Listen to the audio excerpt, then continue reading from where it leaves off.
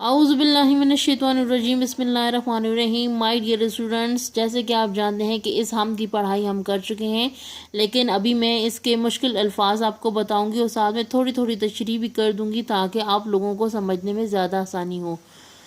تو ہم اپنے مشکل الفاظ شروع کرتے ہیں۔ کامل، مکمل، ازل، ابتدا یعنی شروع سے، کمال، اعلیٰ، باقی ہے جو ابد تک، ابد کا مطلب ہے آخر تک، آخر تک ہمیشہ رہنے والا، جلال یعنی طاقت، جوش۔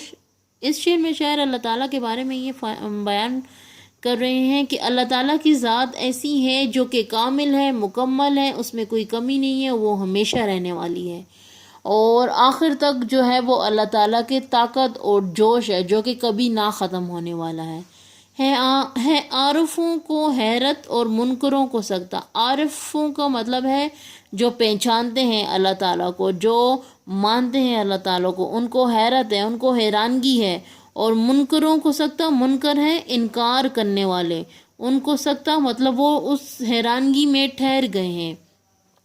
ہر دل پہ چھا رہا ہے روب جمال تیرا، جمال کہتے ہیں حسن، اللہ تعالیٰ کا جو جمال ہے، جو حسن ہے، جو روب ہے، غصہ ہے، وہ ہر دل پہ چھا رہا ہے۔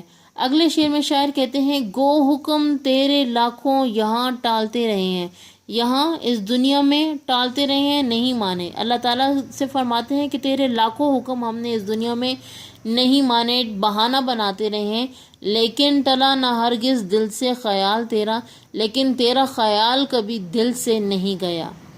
ان کی نظر میں شوکت جچتی نہیں کسی کی، شوکت طاقت، جچتی اچھی نہیں لگتی۔ کن لوگوں کو شوکت طاقت اچھی نہیں لگتی؟ کن لوگوں کی بات کر رہا ہے شاعر؟